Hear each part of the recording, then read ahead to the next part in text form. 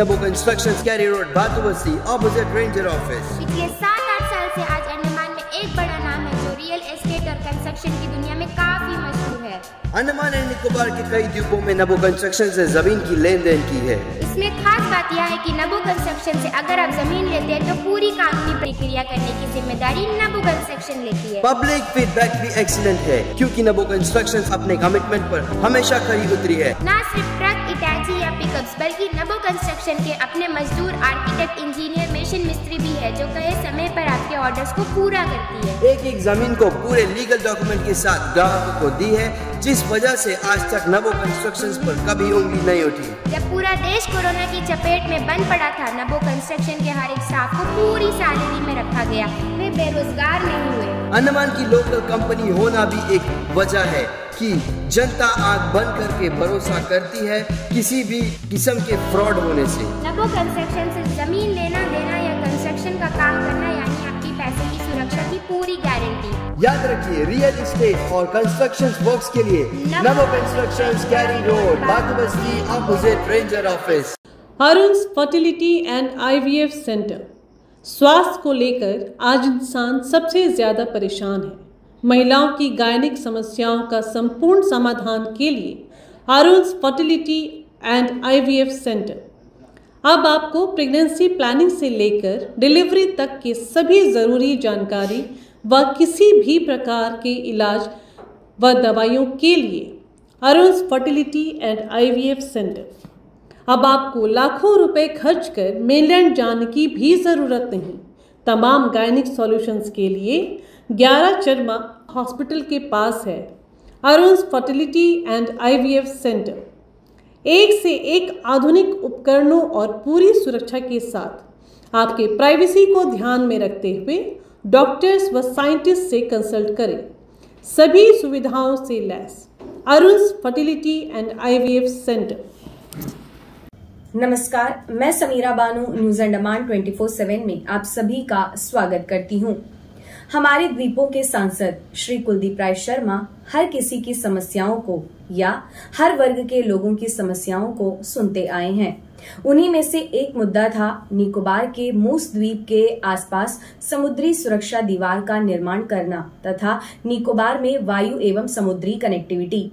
इन जनजातीय लोगों के लंबे समय से लंबित शिकायतों के समाधान के लिए सांसद जी ने उपराज्यपाल को एक पत्र लिखा और बताया कि अपने पिछले दौरे के दौरान उन्होंने जनजातीय परिषद तथा कार निकोबार के प्रतिनिधियों के साथ बातचीत की।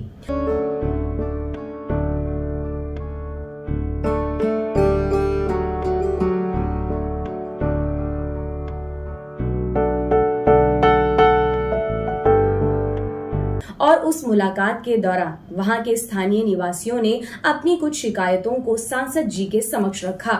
उनकी मांग थी कि एक सुरक्षित जीवन के लिए मूस द्वीप के आसपास समुद्री सुरक्षा दीवार हो, साथ ही उनके यहाँ वायु एवं समुद्री कनेक्टिविटी हो ताकि वे अपनी जरूरतों के लिए पोर्ट ब्लेयर या अन्य किसी जगहों पर शीघ्र ही पहुंच सके।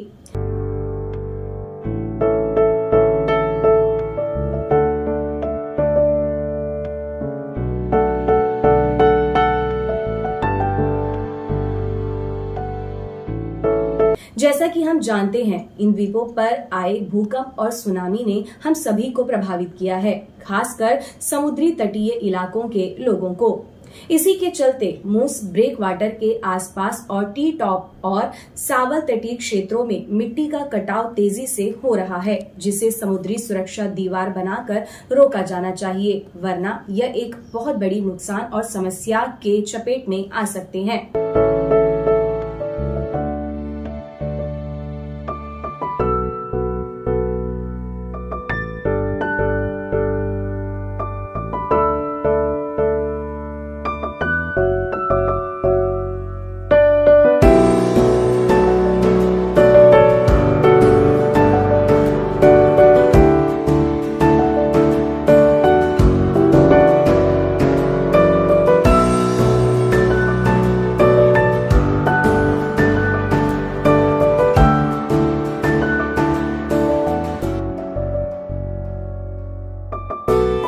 21 दिसंबर 2018 को हमारे माननीय प्रधानमंत्री श्री नरेंद्र मोदी जी की कार निकोबार की यात्रा के दौरान उन्होंने यह समुद्री सुरक्षा दीवार के निर्माण के लिए 49 करोड़ रुपए की राशि मंजूर करने की घोषणा की थी।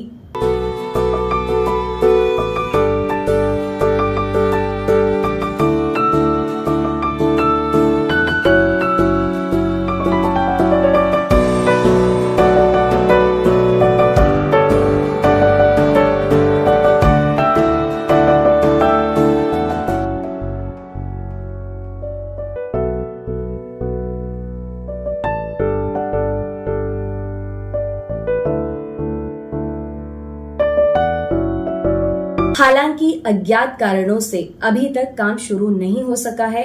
इसके अलावा परिवहन आने जाने की समस्या भी बहुत है, क्योंकि कार निकोबार एक ऐसा द्वीप है, यातायात आने जाने के लिए समुद्र और हवाई ही परिवहन का एकमात्र साधन है।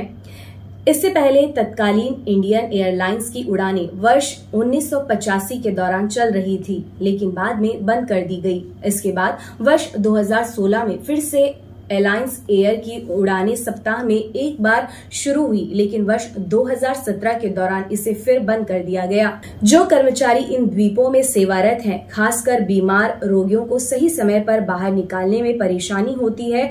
वहीं पवन हंस उड़ान में सीटें सीमित है और आम जनता के लिए यह वहनीय नहीं है। अतः सांसद ने विनम्रता पूर्वक अनुरोध किया कि अगर जल्द से जल्द इन सभी मामलों में सरकार हस्तक्षेप करे तो आम जनता के साथ साथ कार निकोबार के स्थानीय निवासियों के लोगों के लिए यह एक बहुत बड़ी मदद साबित होगी।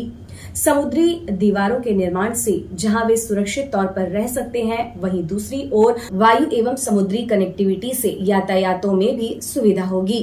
अगर आपको हमारा यह एपिसोड सूचनात्मक व ज्ञानवर्धक लगा हो तो कृपया लाइक, शेयर और सब्सक्राइब जरूर करें और हाँ, कमेंट सेक्शन में अपनी राय देना न भूलें। इसी के साथ मैं समीरा बानो आज की इस कड़ी से विराम लेती हूँ। नमस्कार।